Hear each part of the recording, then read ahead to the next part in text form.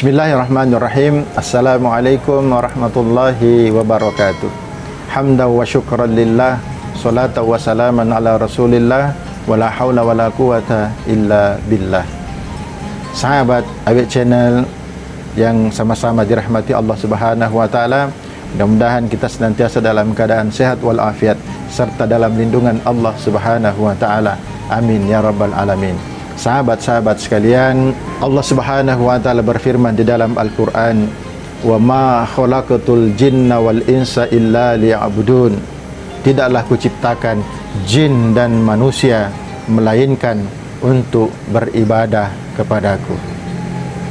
Jadi berdasarkan ayat ini bahwa tujuan penciptaan manusia adalah untuk beribadah, untuk mengabdi kepada Sang Khalik, untuk mengabdi kepada Allah Subhanahu wa taala. Sahabat-sahabat sekalian, tentu dalam mengabdi dan beribadah kepada Allah Subhanahu wa taala, setiap orang memiliki motivasi sendiri-sendiri.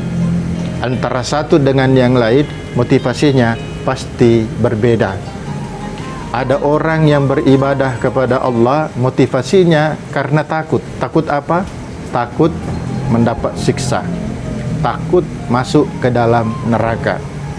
Di sisi lain, ada juga orang yang beribadah kepada Allah Subhanahu wa taala karena mengharapkan keuntungan, menginginkan pahala, menginginkan balasan-balasan tertentu, menginginkan masuk ke dalam surga. Tentu beribadah kepada Allah karena takut tidak salah. Pun juga beribadah kepada Allah karena menginginkan sesuatu dari Allah juga tidak salah. Kenapa? Karena berdasarkan keterangan ayat-ayat dalam Al-Quran, keterangan hadis-hadis Nabi Muhammad SAW, bahwa ketika seseorang tidak mengabdi kepada Allah, atau ketika seseorang tidak melaksanakan perintah Allah dan tidak berusaha menjauhi larangannya, maka akan ada azab, akan ada siksa. Sehingga ketika kita takut dengan itu semua lalu kita beribadah kepada Allah, tentu tidaklah keliru.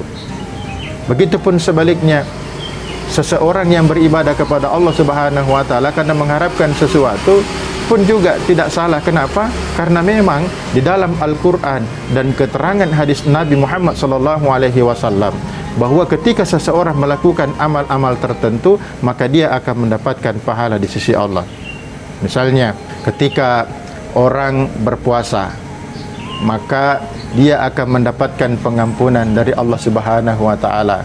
Maka ketika orang berpuasa karena mengharapkan keuntungan supaya dosanya diampuni oleh Allah, maka itu tidak salah. Kemudian di dalam Al-Quran juga Allah menjelaskan, "Man jaa'a bil hasanati falahu asyru amsalihha." Siapa yang melakukan satu kebaikan, maka Allah akan menggantikan kepadanya 10 kali lipat. Berarti beribadah mengharapkan keuntungan pun juga tidak salah.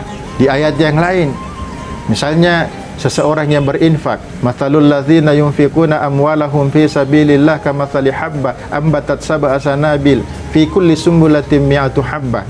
Perumpamaan orang yang menafkahkan hartanya di jalan Allah bagaikan satu biji, kemudian menumbuhkan 7 tangkai, pada masing-masing tangkai ada 100 biji. 1 kali 7 kali 100, maka 700 kali lipat.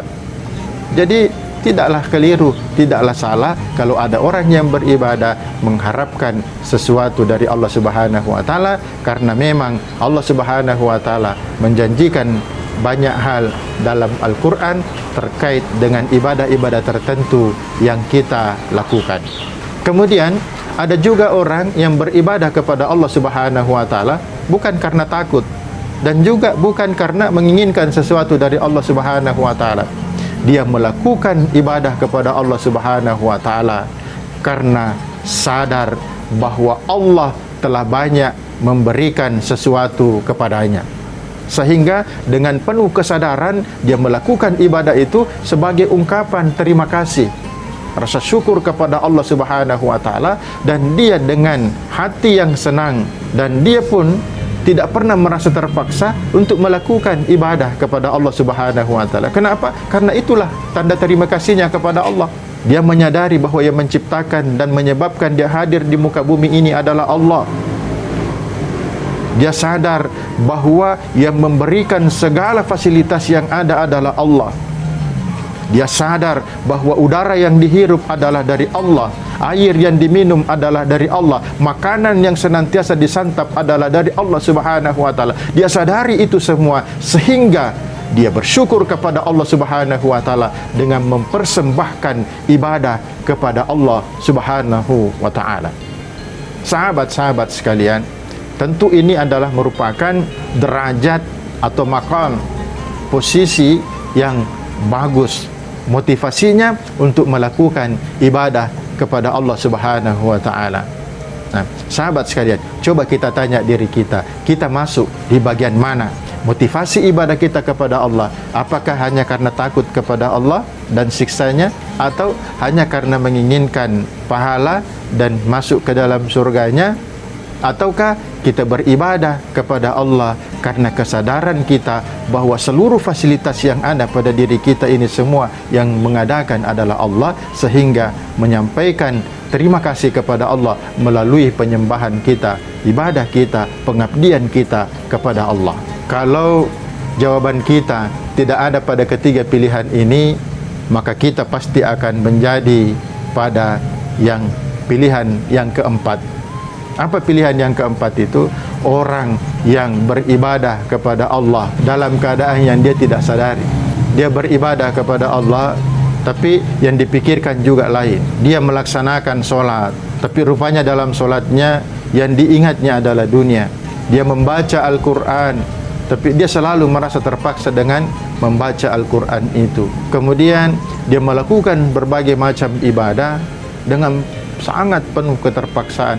Bahkan yang dilakukan adalah selalu mengambil sisa-sisa waktu untuk mengabdi kepada Allah Subhanahu wa taala. Sahabat-sahabatku sekalian, mudah-mudahan kita menjadi golongan yang mengabdi kepada Allah Subhanahu wa taala dengan motivasi sebagai ungkapan terima kasih kita, rasa syukur kita kepada Allah karena Allah telah memberikan banyak hal kepada kita. Sahabat-sahabatku sekalian, demikian yang dapat saya sampaikan, mudah-mudahan bermanfaat. Lebih kurangnya saya mohon maaf. Wallahul muwaffiq ila aqwamit thoriq, wabillahi taufiq wal hidayah. Wassalamualaikum warahmatullahi wabarakatuh.